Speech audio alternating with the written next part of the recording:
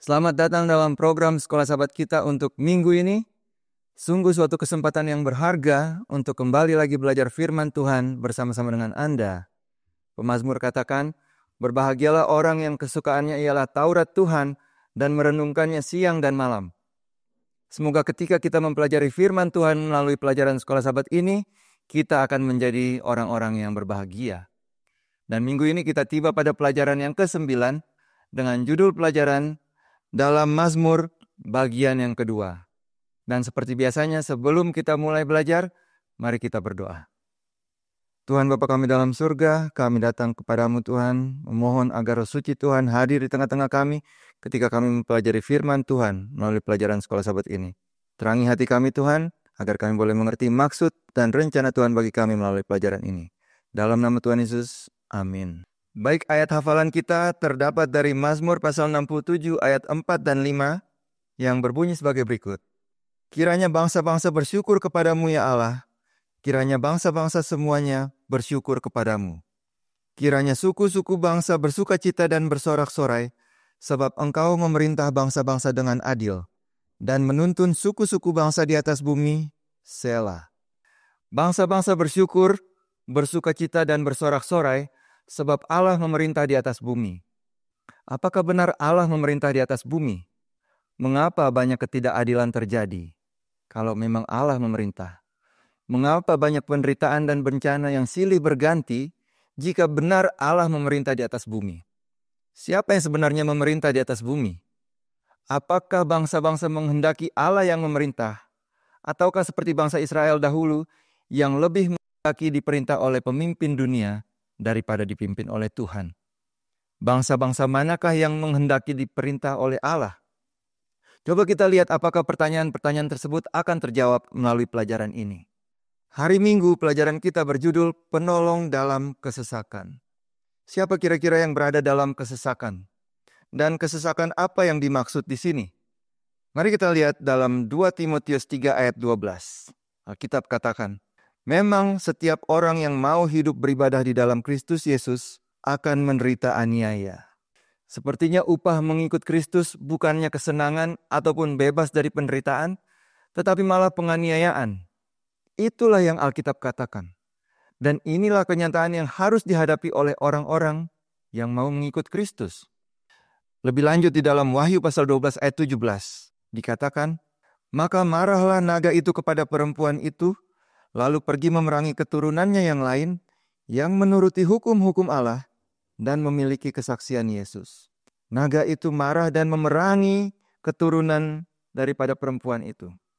Pelajaran kita pada hari Minggu ini akan meluruskan perspektif bahwa kita berada di tengah-tengah pertentangan yang besar antara kuasa Tuhan dengan kuasa pemberontak yang dipimpin oleh setan.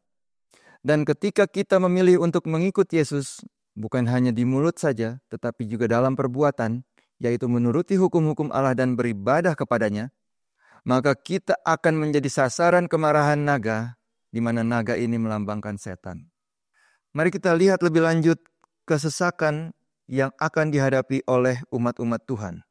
Dalam konteks peristiwa-peristiwa akhir zaman yang terjadi sebelum kedatangan Yesus, Ellen White membagi kategori periode masa kesesakan ini menjadi dua bagian, yaitu kesesakan yang kecil dan kesesakan besar. Kesesakan kecil yang tidak kecil terjadi sesaat sebelum ketujuh cawan murka Allah diturunkan. Mari kita lihat tulisan pena inspirasi dari buku Early Writings halaman 85 paragraf yang ketiga yang berkata sebagai berikut. Pada permulaan masa kesesakan, kita dipenuhi oleh Roh Kudus ketika kita maju mengabarkan Sabat dengan lebih nyata. Permulaan masa kesesakan yang dimaksud di sini bukan merupakan waktu di mana malapetaka-malapetaka mulai diturunkan. Malapetaka-malapetaka yang mulai diturunkan ini adalah masa kesesakan yang besar. Dan dikatakan bukan yang itu. Melainkan suatu periode yang singkat sebelum malapetaka diturunkan. Ketika Kristus masih berada di bait suci. Pada waktu itu pekerjaan penyelamatan sudah hampir ditutup. Kesusahan akan datang ke atas bumi. Bangsa-bangsa akan marah tetapi masih ditahan supaya tidak menghalangi pekerjaan malaikat ketiga. Jadi pada waktu masa kesesakan kecil yang akan terjadi ini, Tuhan Yesus masih berada di bilik yang maha suci melakukan pekerjaan pengantaraan. Mari kita lihat selanjutnya kutipan dari tulisan Selected Messages volume yang kedua. Semua orang yang tidak mau tunduk kepada perintah Kongres dan menaati undang-undang nasional untuk meninggikan sahabat ciptaan manusia durhaka, untuk menghina hari kudus Allah, akan merasakan penindasan bukan saja dari kuasa kepausan, melainkan juga dunia Protestan, yaitu patung binatang itu. Jadi ini berbicara mengenai masa kesesakan kecil, di mana pada masa ini tidak ada lagi kebebasan beragama. Dan ini dimulai dari Amerika, yang adalah negara yang justru didirikan atas prinsip kebebasan beragama. Oleh karena founding fathers-nya adalah orang-orang yang justru keluar dari kesesakan. Sejarah Amerika adalah orang-orang yang melarikan diri dari Eropa ketika mereka mengalami penganiayaan oleh kuasa kepausan. Ini terjadi pada era yang dikenal sebagai Dark Ages, yaitu selama 1260 tahun, di mana banyak umat-umat Tuhan dianiaya dan dibunuh oleh kepausan Roma karena mempertahankan iman mereka. Orang-orang yang dikenal sebagai Puritans, mereka melarikan diri dari penganiayaan di England, datang ke tempat yang bernama New England, yaitu sebuah region yang baru di Amerika, yang terdiri dari 6 states atau 6 negara bagian, yaitu Connecticut, Maine, Massachusetts, New Hampshire, dan juga Rhode Island. Dan mereka mendirikan koloni di sana.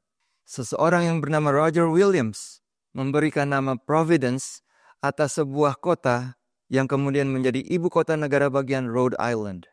Roger Williams percaya bahwa Tuhan telah memberikan providence atau pemeliharaan ketika mereka keluar dari penganiayaan di England dan tiba di daerah baru. Mari kita baca Alkitab di dalam Wahyu pasal 12 ayat 16. Tetapi bumi, dan bumi di sini adalah berbicara mengenai Amerika.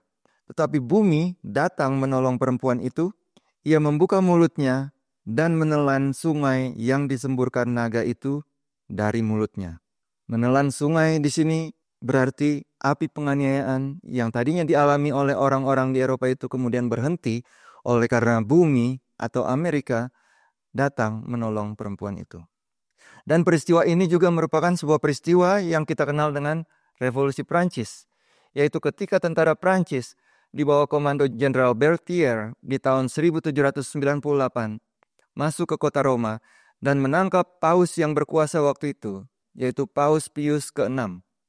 Dan sejak itu sampai sekarang, api penganiayaan yang pernah dilakukan oleh kepausan Roma kemudian berhenti. Inilah yang dimaksud dalam Wahyu pasal 13 ayat 3, di mana binatang itu kena luka yang membahayakan hidupnya. Tetapi peristiwa ini belum selesai, oleh karena luka yang membahayakan itu menurut Wahyu 13 ayat 3 juga akan sembuh. Mari kita baca saja Wahyu 13 ayat 3. Maka tampaklah kepadaku satu dari kepala-kepalanya seperti kena luka yang membahayakan hidupnya, yaitu penganiayaan tersebut berhenti.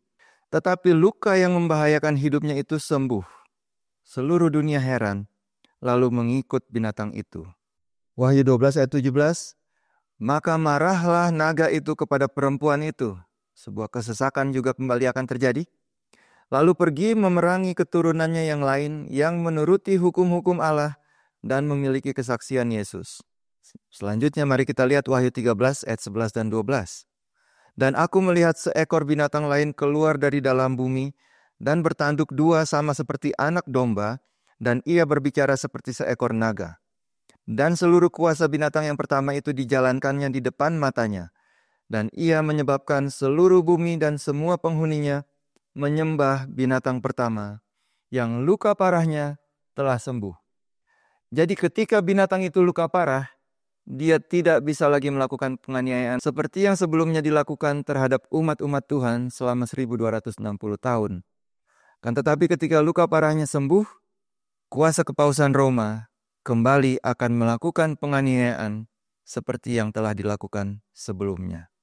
Itulah masa kesesakan yang pernah dialami dan akan kembali dialami. Mari kita lihat di dalam Kemenangan Akhir, halaman 600, paragraf yang kedua. Kepausan adalah apa yang dinyatakan oleh nubuatan yang menjadi kemurtatan pada akhir zaman. adalah menjadi bagian dari kebijakannya untuk memakai tabiat yang membantu mencapai tujuannya.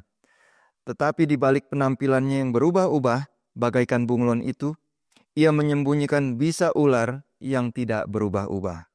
Paragraf selanjutnya di dalam Kemenangan Akhir, halaman 611, firman Allah telah memberikan amaran mengenai bahaya yang segera akan terjadi.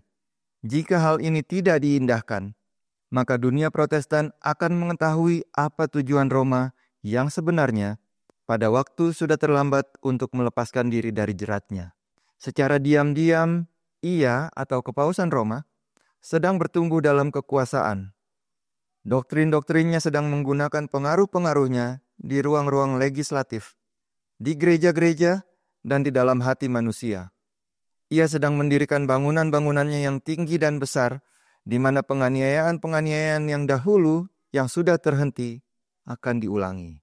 Ia menambah kekuatannya secara diam-diam dan tidak mencurigakan untuk mencapai tujuannya bila mana waktunya sudah tiba untuk bertindak. Yang diinginkannya ialah tempat berpijak yang menguntungkan, dan ini sedang diberikan kepadanya. Kita segera akan melihat dan merasakan apa tujuan unsur-unsur Roma itu. Barang siapa yang percaya dan menuruti firman Allah akan mengalami celaan dan penganiayaan.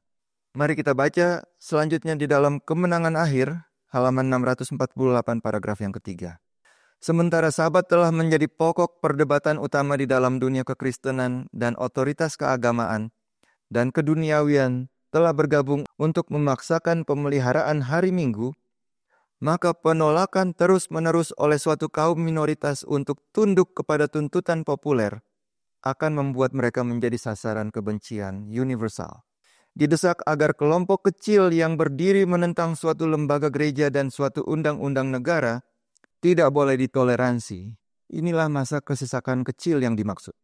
Dan akhirnya dikeluarkan dekrit terhadap mereka yang menyucikan Sabat hukum keempat itu, dan menyatakan bahwa mereka pantas untuk mendapat hukuman yang paling berat dan memberikan kebebasan kepada orang banyak untuk membunuh mereka setelah jangka waktu tertentu.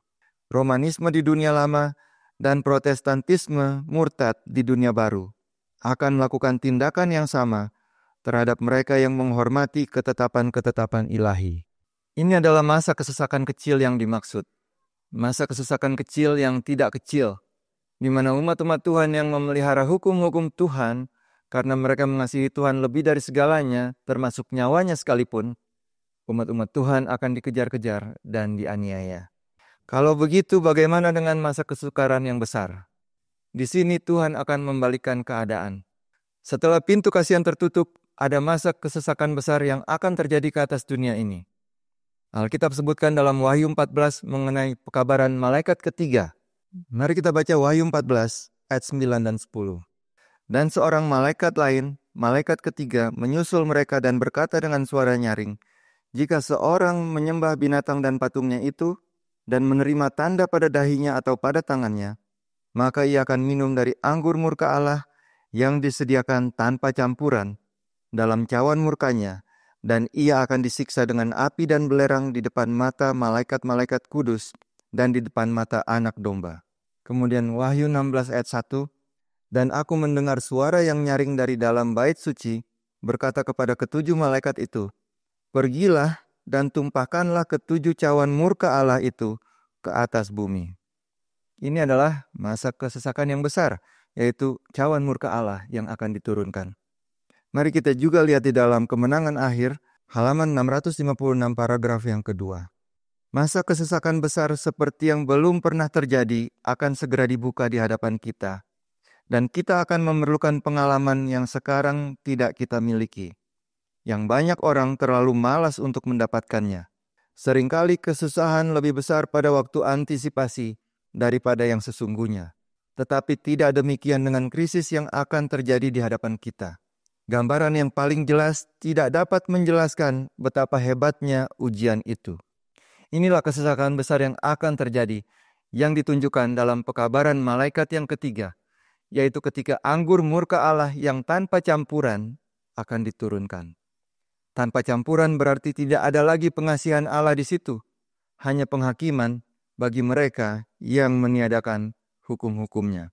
Dan ini adalah puncak dari pertentangan besar antara kuasa Tuhan dengan kuasa pemberontakan setan. Ketika manusia akan dihadapkan pada pilihan, apakah seseorang akan menerima tanda binatang yang adalah hari ibadah palsu yang akan dipaksakan atas seluruh manusia di atas dunia ini. Dan di sisi lain, mereka yang tidak menerima hari ibadah palsu ini, meskipun dengan ancaman kematian, mereka akan menerima meterai Allah yang hidup, yang menandakan bahwa Allah adalah pencipta dan kepadanya lah kita beribadah. Dengan peristiwa-peristiwa yang mencekam yang akan terjadi di hadapan kita, setiap individu tanpa terkecuali akan berada di salah satu dari kedua pihak yang bertentangan ini. Di sisi Allah atau di sisi penguasa dunia, yaitu setan. Ada keputusan penting yang harus kita buat yang menentukan di sisi mana kita akan berada. Apa yang harus kita lakukan? Perhatikan apa yang Alkitab katakan dalam Yeskiel pasal 33 ayat 11. Katakanlah kepada mereka, demi aku yang hidup. Demikianlah firman Tuhan Allah.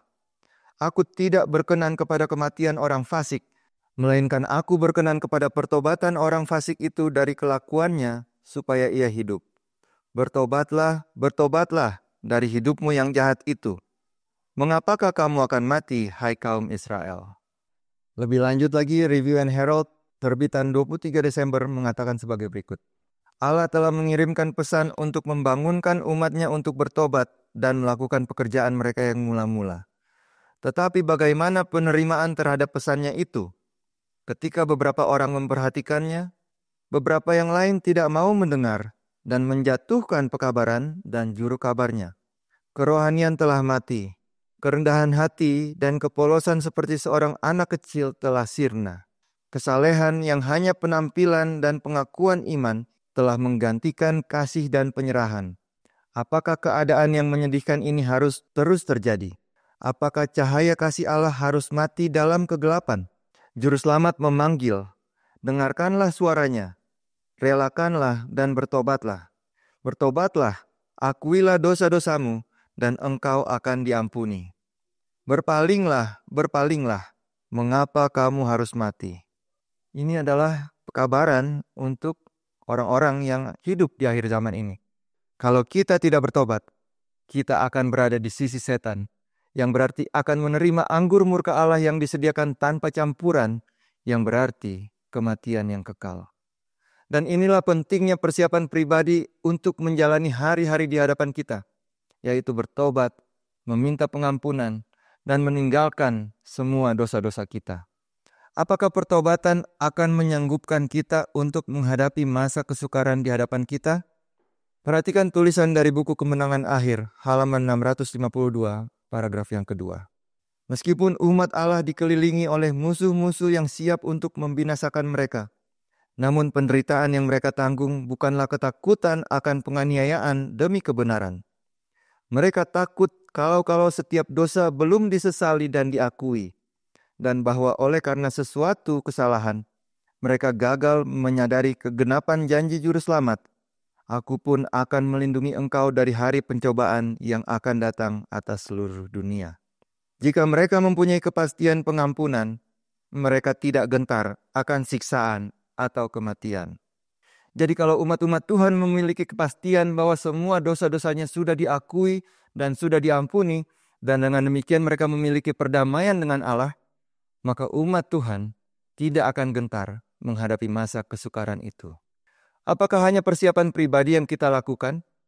Apakah kita dipercayakan juga tanggung jawab agar orang lain pun bisa luput dari penghakiman Allah yang besar itu? Mari kita perhatikan tulisan-tulisan pena inspirasi berikut ini. Di dalam Testimonies volume yang ke-6, halaman 401, paragraf yang ke-1. Kasih kepada Kristus, kasih kepada sesama manusia, akan menunjukkan pada dunia bahwa kita telah bersama dengan Yesus dan belajar darinya. Kemudian pekabaran malaikat ketiga akan membesar menjadi seruan yang nyaring, dan seluruh dunia akan diterangi dengan kemuliaan Allah. Lalu dari Letters and Manuscripts, Tuhan tidak ingin ada satu jiwa pun binasa. Darah Kristus tertumpah untuk membersihkan setiap manusia dari dosa. Marilah kita berpegang pada tangan kuasa yang tak terbatas dan bangkit dalam kuasa Tuhan untuk mengabarkan pekabaran kasih yang terakhir pada dunia yang sekarat. Itu adalah tanggung jawab yang harus kita lakukan, yaitu untuk mengabarkan pekabaran yang terakhir. Tidak ada lagi pekabaran setelah ini. Ini adalah pekabaran yang terakhir yang harus dikabarkan kepada dunia yang sedang sekarat. Juga di dalam Letters and Manuscripts, volume yang ke-14 dikatakan, orang-orang telah Tuhan pilih untuk mengabarkan pekabaran ini dengan suara nyaring. Dunia tidak boleh ditinggalkan dalam kegelapan. Penglihatan berarti penglihatan. Ini merupakan pekerjaan yang terakhir di dunia. Dan mereka yang mengambil bagian di dalamnya harus mengerti bahwa pekabaran yang disampaikan adalah untuk mempersiapkan suatu umat untuk berdiri pada hari besar Allah, yang dengan segera dan tiba-tiba dan mencengangkan akan datang atas kita. Jadi ini adalah pekabaran yang terakhir. Tidak ada lagi pekabaran setelah ini. Dan kita dipercayakan tanggung jawab oleh Tuhan untuk memberikan pekabaran ini kepada seluruh dunia. Itulah pelajaran kita untuk hari Minggu. Selanjutnya hari Senin, pelajaran dengan judul Harapan di Tengah Gejolak. Dunia kita lihat sedang bergejolak dan hati manusia pun bergejolak. Alkitab katakan dalam Lukas pasal 21 ayat 26, orang akan mati ketakutan karena kecemasan berhubung dengan segala apa yang menimpa bumi ini, sebab kuasa-kuasa langit akan goncang. Mari kita lihat tulisan Rodum buat di dalam Patriarchs and Kings, halaman 537 paragraf yang pertama. Hari-hari ini adalah hari-hari yang menarik perhatian banyak orang. Penguasa-penguasa dan pembesar-pembesar. Orang-orang yang menduduki posisi kepercayaan dan kuasa. Pemikir-pemikir di segala lapisan. Perhatian mereka tertuju pada peristiwa-peristiwa yang terjadi di hadapan kita. Mereka memperhatikan hubungan antar negara. Mereka memperhatikan kekuatan yang mengambil alih setiap elemen di dunia ini. Dan mereka menyadari bahwa sesuatu yang besar dan menentukan akan terjadi. Bahwa dunia berada di ambang krisis yang besar. Kita lihat bahwa bahkan pemimpin-pemimpin dunia pun bisa menyadari bahwa dunia ini sedang tidak baik-baik saja. Melainkan bergerak menuju ke suatu arah yang mereka sendiri tidak tahu akan kemana. Dan hal ini menimbulkan kecemasan dan ketakutan di kalangan banyak orang. Tetapi umat Tuhan yang mempelajari firman Tuhan, mereka tahu kemana arah semua ini. Dan umat Tuhan yang secara pribadi terhubung dengan Kristus tidak perlu cemas. Karena Kristus masih memegang kendali. Apa harapan yang kita miliki di tengah-tengah gejolak dunia yang sedang terjadi? Yesaya 26 ayat 20 katakan sebagai berikut. Mari bangsaku, masuklah ke dalam kamarmu, tutuplah pintumu sesudah engkau masuk. Bersembunyilah barang sesaat lamanya, sampai amarah itu berlalu. Mazmur 30 ayat 6, sebab sesaat saja ia murka, tetapi seumur hidup ia murah hati. Sepanjang malam ada tangisan, menjelang pagi terdengar sorak-sorai. Kesukaran akan berlaku untuk sesaat lamanya, dan itu akan berlalu. Dan ketika kesukaran itu berlalu, disitulah kelepasan yang Tuhan berikan. Buku Kemenangan Akhir halaman 671, paragraf yang pertama berkata sebagai berikut. Dengan pekik kemenangan, ejekan dan kutukan, rombongan orang-orang jahat hampir menyerang menerkam mangsa mereka. Pada waktu tiba-tiba, kegelapan yang lebih gelap dari kegelapan malam turun ke atas bumi.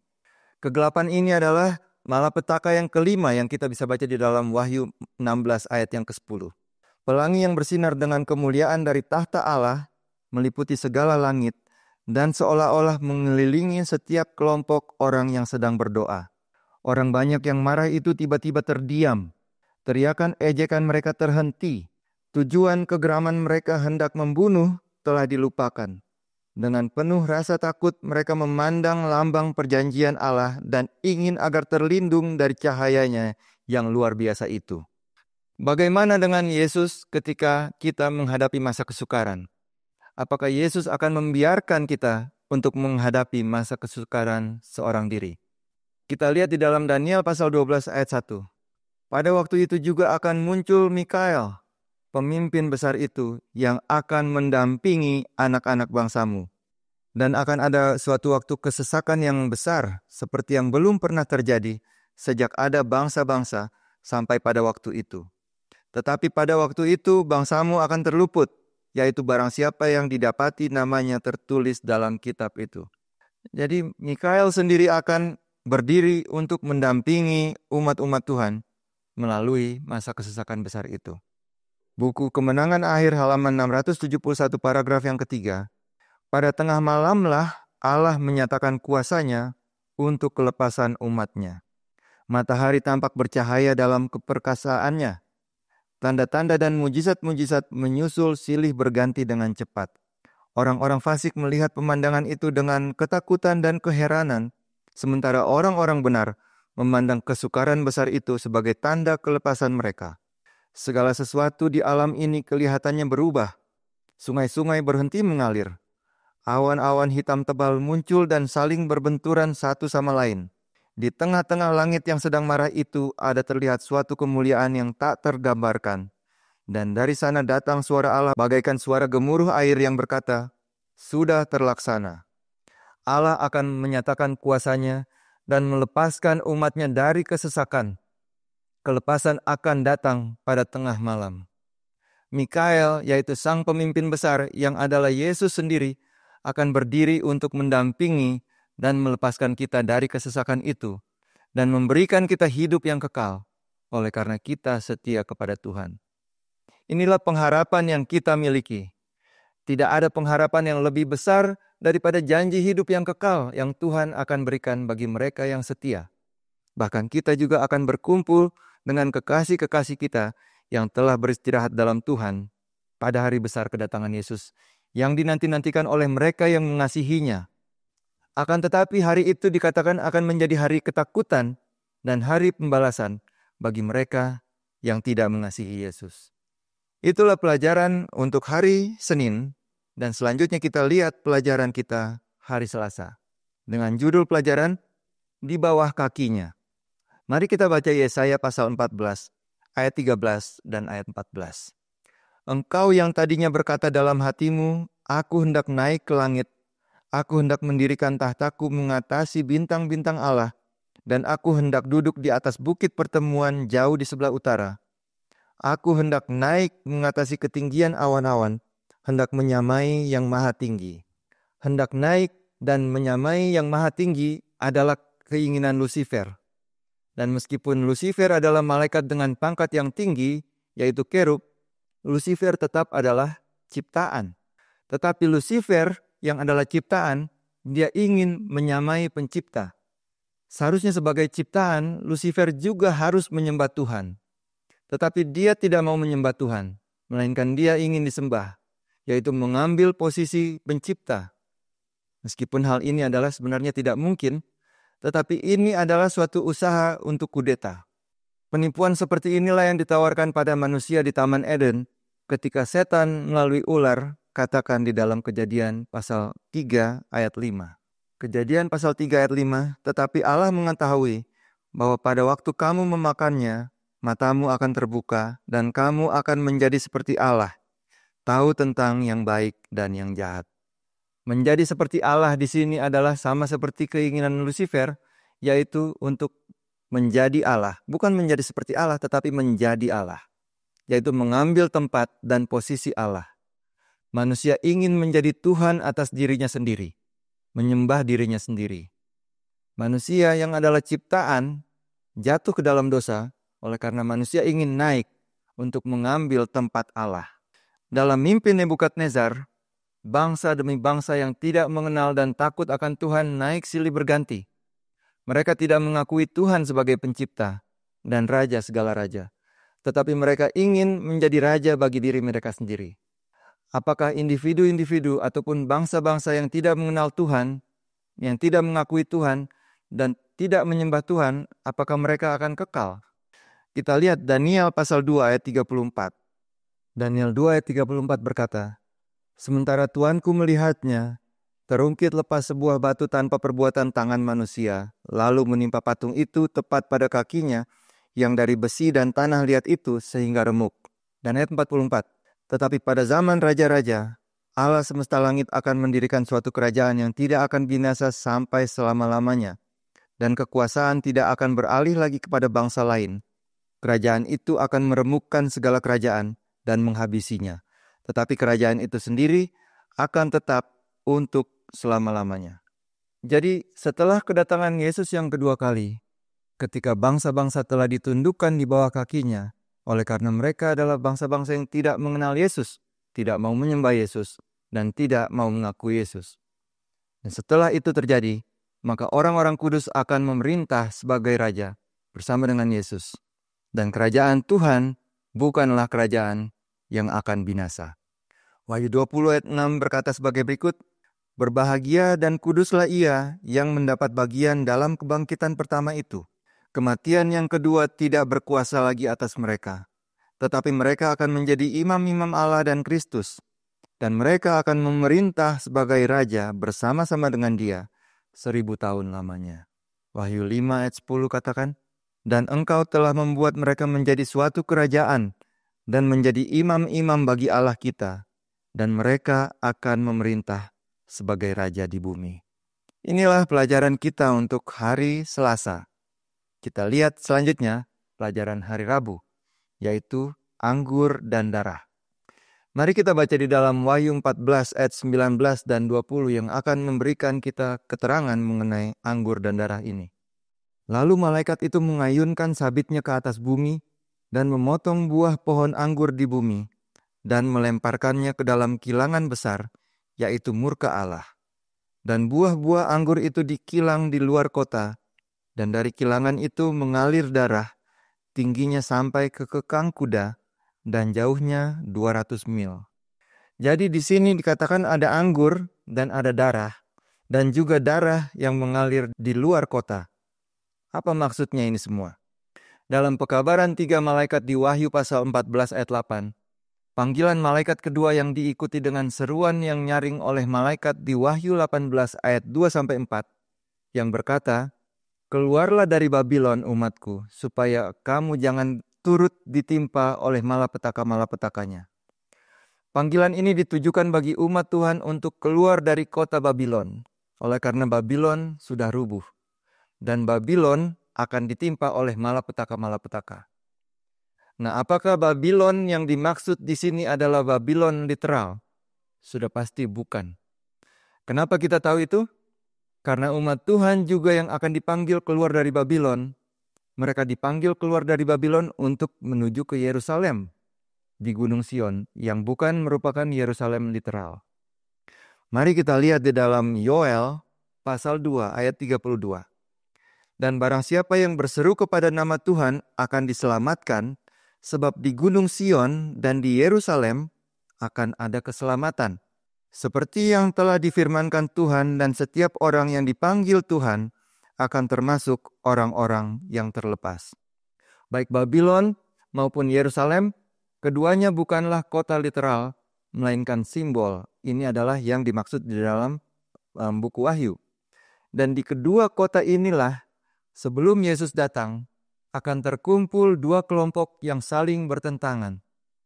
Babylon merupakan simbol kumpulan orang-orang jahat yang menentang Tuhan, sementara Yerusalem ataupun Gunung Sion merupakan simbol kumpulan umat-umat Tuhan. Wahyu 16 ayat 13, 14, dan 16 kita akan baca. "Dan aku melihat dari mulut naga dan mulut binatang itu, dan dari mulut nabi palsu itu, keluar 3 roh najis yang menyerupai katak. Itulah roh-roh setan yang mengadakan perbuatan-perbuatan ajaib. Dan mereka pergi mendapatkan raja-raja di seluruh dunia untuk mengumpulkan mereka guna peperangan pada hari besar, yaitu hari Allah yang Maha Kuasa." Jadi akan ada suatu perkumpulan yang berkumpul untuk peperangan, yaitu peperangan yang besar pada hari Allah yang Maha Kuasa. Selanjutnya Wahyu 16 ayat 16. "Lalu ia mengumpulkan mereka di tempat yang dalam bahasa Ibrani disebut Harmagedon." Untuk apa mereka berkumpul di Harmagedon? Raja-raja bumi dan seluruh dunia berkumpul di Babylon untuk membinasakan umat Tuhan yang berada di Bukit Sion rohani, bukan literal. Jadi Bukit Sion ini adalah perkumpulan umat-umat Tuhan di satu tempat. Dan kembali pada Wahyu 14 yang menggambarkan tuayan di bumi yang sudah masak, yang adalah umat-umat Tuhan. Sedangkan orang jahat digambarkan sebagai anggur yang telah dikumpulkan di luar kota, yaitu kota Yerusalem. Dan di sanalah mereka akan menemui kebinasaannya. Kita baca saja Wahyu pasal 14 ayat 20. Dan buah-buah anggur itu dikilang di luar kota, dan dari kilangan itu mengalir darah, tingginya sampai ke kekang kuda, dan jauhnya 200 mil. Darah yang mengalir dari kilangan anggur di luar kota adalah darah orang-orang jahat yang berada di luar Yerusalem, Yerusalem rohani, yang akan dibinasakan pada waktu Yesus datang yang kedua kali. Itulah pelajaran hari Rabu, yaitu darah dan anggur. Mari kita masuk selanjutnya pada pelajaran hari Kamis. Judul pelajaran hari Kamis adalah agar keselamatanmu diketahui.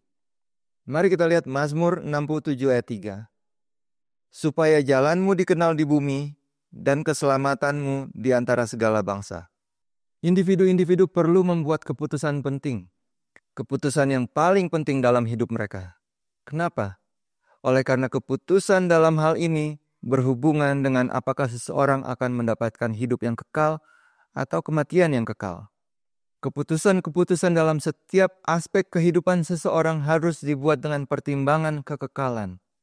Tetapi banyak orang yang tidak mengerti perkara-perkara rohani. Banyak orang tidak mengerti bahwa hukum Allah masih berlaku. Banyak orang yang belum tahu mengenai panggilan bahwa orang harus keluar dari Babylon. Banyak orang belum mengetahui jalan keselamatan. Roma 10 ayat 14 katakan, tetapi bagaimana mereka dapat berseru kepadanya jika mereka tidak percaya kepada Dia?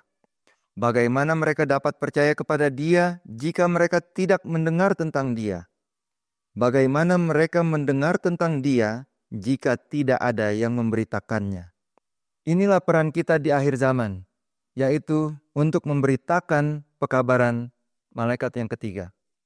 Untuk bekerja sama dengan Tuhan, menjadi agen Tuhan, menyampaikan pekabaran tersebut.